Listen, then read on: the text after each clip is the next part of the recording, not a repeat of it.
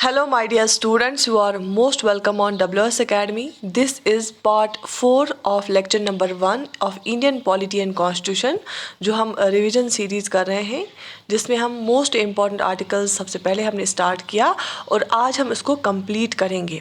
Right जितने भी ये मैंने आर्टिकल्स आपको पढ़ाए इसमें बहुत ही ज़्यादा इम्पॉर्टेंट है और इसके बाहर एग्ज़ाम में कुछ नहीं आएगा क्योंकि ये सारे इम्पॉर्टेंट आर्टिकल्स हैं. इसके बाहर जो आर्टिकल्स हैं बाकी I think more than 465 articles है कॉन्स्टिट्यूशन में, लेकिन वो इन्हीं के साथ एसोसिएटेड है एंड वो बिल्कुल हर एक उस चैप्टर में से हमने आर्टिकल्स किए, हर एक चैप्टर में से जितने भी इम्पॉर्टेंट थे. तो आज के इसमें हम देखते हैं सबसे पहले जो आज हमने देखना है वो है article number 249. Article number 249. Article 249 जो है ना, ये क्या डील करता है? Power of parliament to legislate with respect to a matter in the state list in the national interest. Basically आपको पता होगा 7 शेड्यूल में 3 लिस्ट्स होती है, यूनियन लिस्ट, स्टेट लिस्ट और कंकरेंट लिस्ट. स्टेट लिस्ट पे स्टेट गवर्नमेंट लॉ बनाती है, यूनियन गवर्नमेंट यूनियन लिस्ट पे लॉ बनाती है. लेकिन आर्टिकल 249 पावर देता है पार्लियामेंट को कि वो स्टेट लिस्ट में कोई लॉ बनाए, लेजिस्लेट करे, स्टेट लिस्ट के आइटम पे वो लॉ बनाए अगर वो नेशनल इंटरेस्ट की कोई चीज़ होगी. तो इन नेशनल इंटरेस्ट पार्लियामेंट के legislate with respect to a matter in the state list. जो स्टेट लिस्ट में कोई भी आइटम होगा उस पर पार्लियामेंट लॉ बना सकता है, लेकिन अगर नेशनल इंटरेस्ट आता है उस पर एज पर आर्टिकल 249. ठीक है, बहुत इम्पॉर्टेंट है, बहुत सारे बच्चों को पता नहीं होता है, याद रख लेना. इसके बाद आर्टिकल नंबर 262. आर्टिकल 262 जो है वो डील करता है education of disputes relating to waters for inter state rivers और रिवर वैलीज.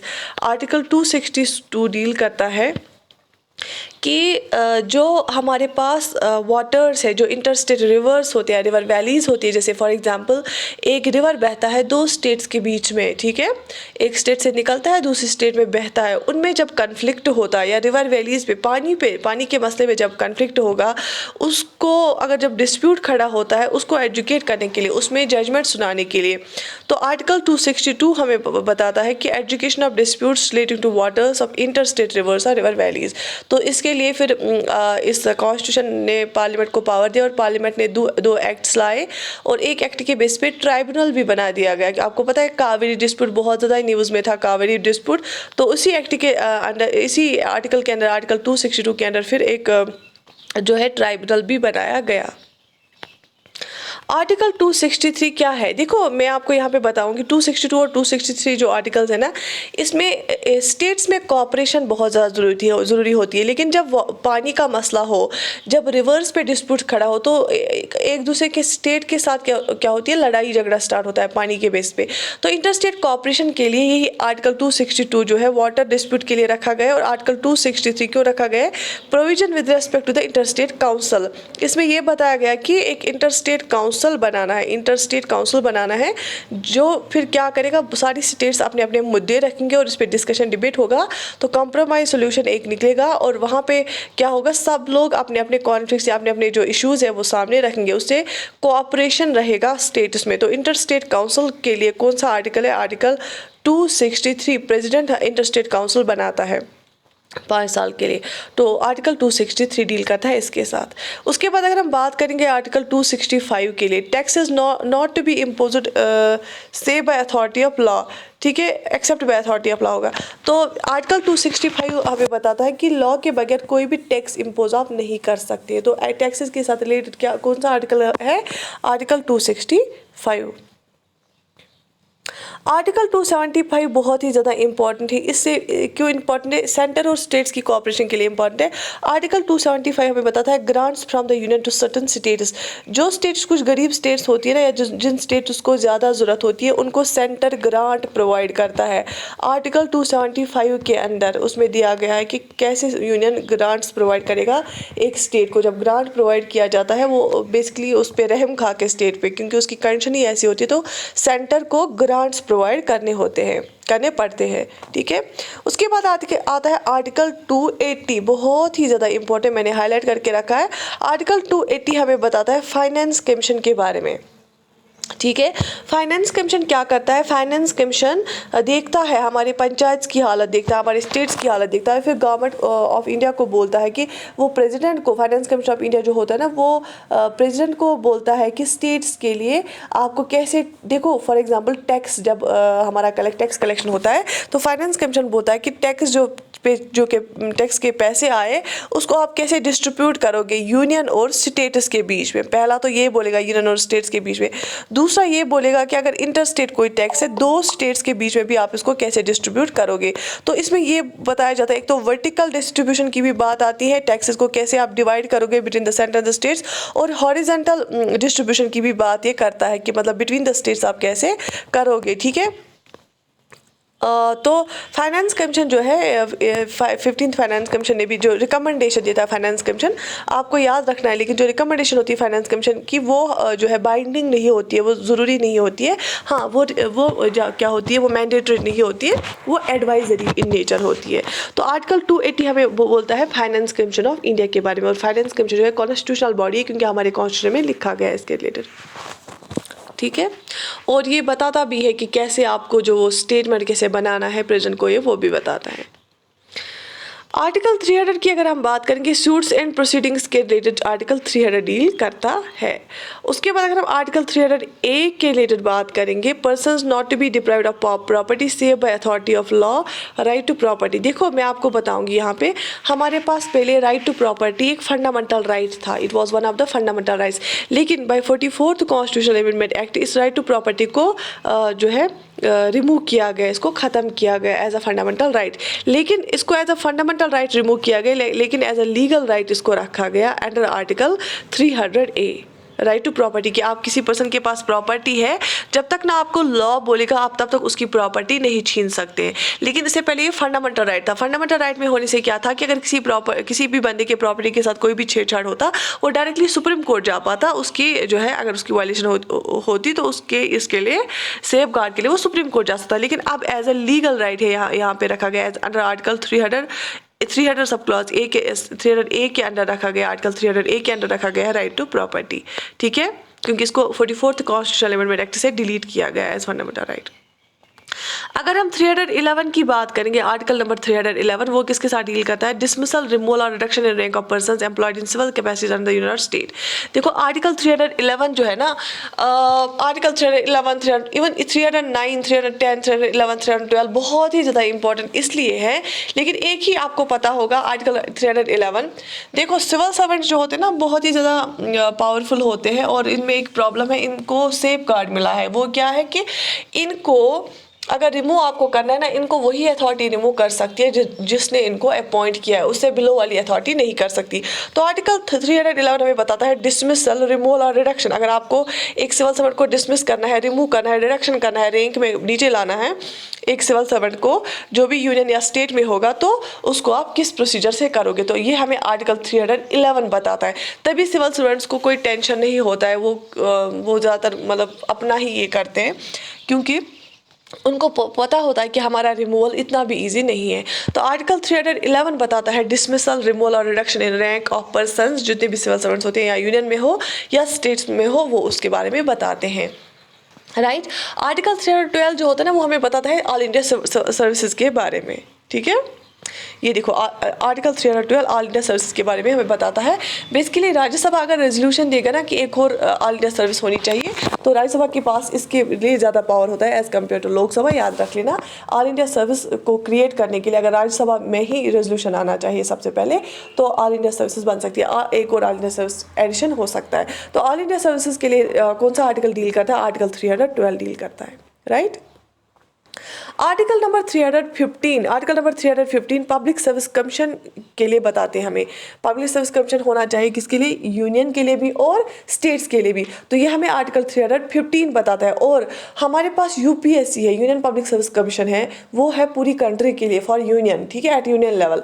और हमारी हर एक स्टेट में पब्लिक सर्विस कमीशन है, जैसे JKPSC हमारी जम्मू एंड कश्मीर स्टेट से ही बना है, और जैसे हिमाचल का PSC है या यूपी का पब्लिक सर्विस कमीशन कमीशन है, या पंजाब का पब्लिक सर्विस कमीशन है, हरियाणा का पब्लिक सर्विस कमीशन है, राजस्थान का पब्लिक सर्विस कमीशन है, वेस्ट बंगाल का पब्लिक सर्विस कमीशन है, तो हर एक स्टेट के लिए भी पब्लिक सर्विस कमीशन होना चाहिए और यूनियन के लिए भी पब्लिक सर्विस कमीशन होना चाहिए। ये हमें आर्टिकल 315 बताता है। और पब्लिक सर्विस कमीशन करते क्या है, ये रिक्रूटमेंट करते हैं, हायर लेवल ऑफिसर्स जो होते हैं ना वो गेजेटेड पोस्ट के लिए रिक्रूटमेंट करते हैं ये, राइट, एग्जाम कंडक्ट करते हैं। आर्टिकल 320 की अगर हम बात करेंगे तो हमें बताते हैं functions of public service commission. ये जो पब्लिक सर्विस कमीशन है काम क्या क्या करेंगे और कैसे क्या करेंगे, ठीक है। इसके बाद मैंने यहाँ पे हाईलाइट करके रखा है, बहुत ही ज़्यादा इंपॉर्टेंट है, आर्टिकल 323A, ठीक है। ये भी 42nd कॉन्स्टिट्यूशनल अमेंडमेंट एक्ट से इंट्रोड्यूस किया गया। ये हमें बताता है एडमिनिस्ट्रेटिव ट्राइब्यूनल्स के बारे में। जितने भी हमारे फिर एडमिनिस्ट्रेटिव मसले होते हैं ना, उनके लिए अलग से एक कोर्ट रखा गया है, एडमिनिस्ट्रेटिव ट्राइब्यूनल, वहाँ पे उनको हल किया जाता है। उससे क्या होता है, जल्दी जल्दी केसेस डिस्पोज ऑफ होते हैं। तो आर्टिकल 323A डील करता है एडमिनिस्ट्रेटिव ट्राइब्यूनल के साथ, और आर्टिकल 323B जो है वो बाकी ट्राइब्यूनल्स के साथ डील करता है। तो एडमिनिस्ट्रेटिव ट्राइब्यूनल के साथ कौन सा डील करता है, article 323A, right, okay. Article 324 बहुत ही ज़्यादा इंपॉर्टेंट है। क्यों? आर्टिकल 324 डील करता है superintendents direction and control of elections to be vested in an election commission. Article 324 deal करता है किस किस के साथ, superintendents direction and control of elections to be vested in election commission. Article 324 हमें बताता है एक इलेक्शन कमीशन होगा, एक इलेक्शन कमीशन ऑफ इंडिया होगा, जो कि हमें डेट फिक्स करके देखा इलेक्शंस के लिए, वो जो कि कंडक्ट कराएगा इलेक्शन, जो कि इलेक्शन सिंबल्स प्रोवाइड करेगा पार्टीज को, जो पूरा निगरानी करेगा, सुपरवाइज करेगा, कंट्रोल करेगा, डायरेक्शन देगा, सुपरिंटेंडेंट्स करेगा किनकी इलेक्शंस की, जितने भी इलेक्शंस होने वाले हैं। जो इलेक्शन कमीशन ऑफ इंडिया है वो कौन कौन से इलेक्शंस कंडक्ट कराता है, वो लोकसभा इलेक्शंस कंडक्ट कराता है और लेजिस्लेटिव असेंबली इलेक्शंस कराता है। लेकिन जो हमारे पंचायत और म्युनिसिपल इलेक्शंस होते हैं ना, उनके लिए हमारी अलग से स्टेट का election commission of state election commission होता है, वही कराता है। पंचायत का इलेक्शन ये नहीं कराता है, पंचायत का इलेक्शन के लिए हमारे पास स्टेट इलेक्शन कमीशन होता है। लेकिन इलेक्शन कमीशन ऑफ इंडिया जो है वो क्या करता है, वो पूरी कंट्री में इलेक्शंस कराता है और इलेक्शंस के टाइम पे सुपरवाइज भी करता है, डेट्स भी निकालता है और कंट्रोल भी करता है, पूरा कंडक्ट कराता है। और उसके साथ साथ वो इलेक्शन जो होते हैं, सिंबल्स जो होते हैं, उनको पॉलिटिकल पार्टीज़ को वो भी देता है, राइट, वो भी ये करता है किस पॉलिटिकल पार्टी का क्या सिंबल रहेगा। आर्टिकल 324 इसलिए बहुत ज़्यादा इंपॉर्टेंट है। Article 330 reservation of seats for schedule caste and scheduled tribes in the house of people. Article 330 हमें क्या बताता है कि रिजर्वेशन हमें देनी है, सीट्स कुछ सीट्स रिजर्व रखनी किन के लिए, शेड्यूल कास्ट और शेड्यूल ट्राइब्स लोगों के लिए, कहाँ पे, लोकसभा में। तो ये आर्टिकल 330 हमें बताता है। जब कॉन्स्टिट्यूशन बना तो पहले 10 साल के लिए रिजर्वेशन दी गई थी, तो हमेशा जब 10 साल पे ख़त्म होती है ना, और 10 साल के लिए एक्सटेंड की जाती है। रिसेंटली इसको 2020 तक इसको रखा था, एक्सटेंड किया गया था। फिर जब 2020 में रिजर्वेशन ख़त्म होने वाली थी तो 2019 में ही एक बिल इसमें इंट्रोड्यूस की गई थी, वो 126 बिल थी। फिर जब वो एक्ट बना, वो पास हुआ, तो वो बना 104th कॉन्स्टिट्यूशनल अमेंडमेंट एक्ट। बहुत ही इंपॉर्टेंट है, रिसेंट वन है, याद रख लेना। 104th constitutional amendment act recently आया, जिसने इस रिजर्वेशन को एक्सटेंड कर दिया अप टू 25 जनवरी 2030 तक, 2030 तक, 2030 तक इसने और 10 साल के लिए रिजर्वेशन बढ़ा दी। 104th कॉन्स्टिट्यूशनल अमेंडमेंट एक्ट जो आया था 2019 में जो पास हुआ था, उसने और 10 साल तक, 2020 में ख़त्म होने वाली थी, उसने और 10 साल तक 25 जनवरी 2030 तक इसने बढ़ा दिया रिजर्वेशन फॉर शेड्यूल कास्ट और शेड्यूल ट्राइब इन लोकसभा। क्योंकि इनकी अभी भी ये एट पार रही है, अभी भी ये पीछे ही है बहुत सारे एरियाज़ में, तो इनको अभी भी रिजर्वेशन की ज़रूरत है। Article 335 claims of scheduled caste and scheduled tribes to services and posts. तो आर्टिकल 335 इनको क्या प्रोवाइड करता है कि बैकवर्ड क्लास को, जैसे शेड्यूल कास्ट शेड्यूल ट्राइब्स को, ये प्रोवाइड करता है कि ये हमें ये क्लेम कर सकते हैं कि हम सर्विसेज में ज़्यादा हमारी रिप्रेजेंटेशन नहीं, या पोस्ट पे हम ज़्यादा नहीं है, तो हमें रिजर्वेशन चाहिए, तो ये क्लेम कर सकती है। ये सेफ गार्ड्स रखे गए हैं शेड्यूल कास्ट और शेड्यूल ट्राइब के लिए, क्योंकि कॉन्स्टिट्यूशन मेकर्स ने बोला कि जब रिचर्स का रूल था तो इनके साथ बहुत ज़्यादा डिस्क्रिमिनेशन हुआ है, तो इनको हमें अपलिफ्ट करना है, इनको भी बाकी पॉपुलेशन के साथ आगे लाना है, तो इसलिए इनके लिए ये रिजर्वेशन सिस्टम रखा गया। और आर्टिकल 335 के अंडर ये क्लेम भी कर सकते हैं सर्विसेज और पोस्ट्स के लिए, ठीक है। उसके बाद बात आती है आर्टिकल 352 की, प्रोक्लेमेशन ऑफ एमरजेंसी, ठीक है। अगर नेशनल इमरजेंसी लगानी होती है, वो नेशनल इमरजेंसी के बारे में हमें आर्टिकल 352 बताता है, ठीक है। नेशनल इमरजेंसी के टाइम हमें आर्टिकल 352 डील करता है नेशनल इमरजेंसी के साथ। 3 तरह की इमरजेंसीज होती है, national emergency, presidents rule and financial emergency. तो नेशनल इमरजेंसी जो है पहला टाइप, उसके साथ डील करता है आर्टिकल 352। उसके बाद आर्टिकल 356 किसके साथ डील करता है? Provisions in case of failure of constitutional machinery in states, presidents rule. Presidents rule के साथ डील करता है आर्टिकल 356। और प्रेसिडेंट्स रूल कब लगता है किसी भी स्टेट में? कब प्रेसिडेंट्स रूल लगेगा? जब उस स्टेट का कॉन्स्टिट्यूशनल मशीनरी फेल हो जाएगी, जब वो state as per Indian constitution नहीं चलेगी, जब कोई स्टेट इंडिया के कॉन्स्टिट्यूशन के बाहर काम करती है, कोई भी चीज़ करती है, तो उस टाइम वहाँ पे प्रेसिडेंट्स रूल लगाया जाता है अंडर आर्टिकल 356। ये सेकंड टाइप ऑफ इमरजेंसी होती है। पहली नेशनल इमरजेंसी है आर्टिकल 352, सेकंड प्रेसिडेंट्स रूल होता है आर्टिकल 356। और एक और टाइप तीसरा है financial emergency. Provisions financial emergency जो है, फाइनेंशियल इमरजेंसी के प्रोविजंस किस आर्टिकल में दिए गए हैं? आर्टिकल 360। आर्टिकल 360 में फाइनेंशियल इमरजेंसी के प्रोविजंस दिए गए हैं। ठीक है, 3 तरह की इमरजेंसीज होती है, नेशनल इमरजेंसी, प्रेसिडेंट्स रूल और financial emergency. Article 352, article 356 and article 360। ठीक है, ये 3 तरह की इमरजेंसीज होती हैं और ये आर्टिकल बहुत ही ज़्यादा इंपॉर्टेंट है। आर्टिकल 365 हमें क्या बताता है? Effect of failure to comply with or to give effect to directions given by the union president's rule. Article 365 हमें बताता है कि अगर यूनियन गवर्नमेंट किसी स्टेट को कोई डायरेक्शन प्रोवाइड करेगी कि ऐसे करना है और वो स्टेट गवर्नमेंट नहीं मानेगी या फेल हो जाएगी उसको इम्प्लीमेंट करने में, तो वहाँ पे भी प्रेसिडेंट्स रूल लगाया जा सकता है अंडर आर्टिकल 356। लेकिन ये कौन सा आर्टिकल हमें बताता है? ध्यान रखना है यहाँ पे, आर्टिकल 365 हमें बताता है अगर कोई स्टेट गवर्नमेंट यूनियन का कोई जो है डायरेक्शन नहीं मानेगी, यूनियन की मिली हुई डायरेक्शन नहीं मानेगी, तो उस स्टेट में आप अंडर आर्टिकल 356 प्रेसिडेंट्स रूल लगा सकते हो। ठीक है, ये कौन हमें बताता है? आर्टिकल 365। प्रेसिडेंट्स रूल के साथ कौन सा आर्टिकल डील करता है? आर्टिकल 356। ठीक है, याद रख लेना, बहुत ही इंपॉर्टेंट है। आर्टिकल 368 क्या है? आर्टिकल 368 हमें बताता है power of parliament to amend the constitution and procedure therefor. Article 368 हमें बताता है कि एक पार्लियामेंट जो है इसके पास पावर है कॉन्स्टिट्यूशन को अमेंड करने का पावर। अमेंड करना मतलब होता है कॉन्स्टिट्यूशन में चेंजेस लाना, कॉन्स्टिट्यूशन को मॉडिफाई करना। जो अभी हमारा प्रेजेंटली इंडिया का कॉन्स्टिट्यूशन है, अगर हमें चाहिए विद टाइम हमें ज़रूरत पड़ती है डिफरेंट चेंजेस की, तो हम उसमें चेंजेस ला सकते हैं। लेकिन कौन लाएगा? पार्लियामेंट लाएगा। तो जब भी कॉन्स्टिट्यूशनल अमेंडमेंट की कोई भी बिल होती है ना, तो वो कहाँ पे इंट्रोड्यूस की जाती है? वो पार्लियामेंट में इंट्रोड्यूस की जाती है। कॉन्स्टिट्यूशनल अमेंडमेंट की जो बिल होती है वो कभी भी स्टेट लेजिस्लेचर में इंट्रोड्यूस नहीं की जाती है, वो सिर्फ पार्लियामेंट में इंट्रोड्यूस की जाती है, क्योंकि सिर्फ पार्लियामेंट के पास पावर है कॉन्स्टिट्यूशन को अमेंड करने का। और जब कॉन्स्टिट्यूशन को अमेंड करना होता है, अगर ये दोनों हाउसेज में सेपरेटली पास होनी चाहिए। अगर ये किसी हाउस में पास नहीं होगी और डेडलॉक हो गया, तो इसके लिए कोई ज्वाइंट सिटिंग नहीं बुला सकता है। जैसे प्रेसिडेंट ज्वाइंट सिटिंग बुलाता है बाकी नॉर्मल बिल्स के लिए, तो कॉन्स्टिट्यूशनल अमेंडमेंट बिल के लिए ज्वाइंट सिटिंग नहीं है प्रोविजन ज्वाइंट सिटिंग का, उसमें ये अलग अलग हाउसेज में पास होना चाहिए। अब कोई ऐसा प्रोविजन होता है जो फेडरल इश्यूज होता है, जो स्टेट के साथ डील करता है, उस टाइम पे हाफ ऑफ द स्टेट्स भी उसको साइन करने चाहिए, तब जाके, क्योंकि अमेंडमेंट जो होता है ना, चेंज जब हम कॉन्स्टिट्यूशन को करते हैं, उसमें 3 तरह की बिल्स होती है। एक तो सिंपल अमेंडमेंट होता है और दूसरा होता है अमेंडमेंट विद स्पेशल मेजॉरिटी। उसमें पार्लियामेंट में स्पेशल मेजॉरिटी से दोनों हाउसेज में अलग अलग बिल पास होनी चाहिए। और तीसरा होता है special majority in parliament with rectification by half of the states. तो स्पेशल मेजॉरिटी से होना चाहिए पास दोनों हाउस में, और हाफ ऑफ जितनी भी नंबर ऑफ स्टेट्स है उनका हाफ ऑफ द स्टेट्स भी उनको पास करने चाहिए, तब जाके वो इफेक्ट में आता है। जैसे फॉर एग्जांपल पंचायत की जब अमेंडमेंट बिल लाई गई, पहले पंचायत का चैप्टर नहीं था हमारे कॉन्स्टिट्यूशन में, फिर 73rd कॉन्स्टिट्यूशन अमेंडमेंट एक्ट लाया गया। उस टाइम पे पार्लियामेंट के दोनों हाउस में, लोकसभा और राज्यसभा में अलग अलग स्पेशल मेजॉरिटी से पास किया गया, क्योंकि पंचायत को कहाँ पे इंप्लीमेंट करना था? स्टेट्स में।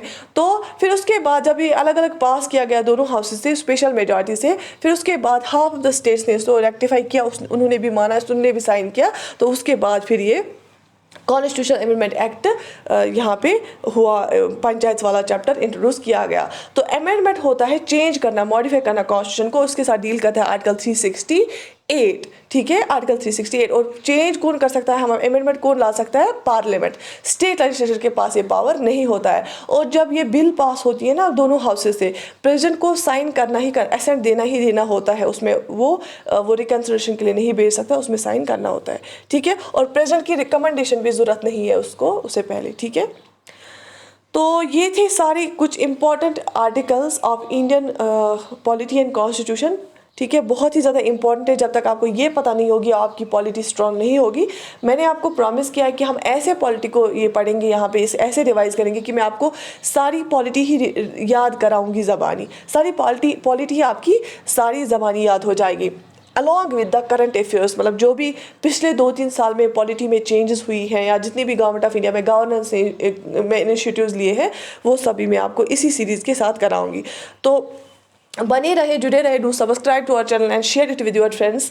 जो भी अपनी जो भी लोग अपनी polity, Indian polity and constitution strong करना चाहते हैं, इवन गवर्नेंस वाले इश्यूज़ भी, तो वो इस लेक्चर सीरीज़ को फॉलो करें। बाकी I wish you all the best and do right in the comment section how much you liked this video and take very good care of yourself. Allah Hafiz.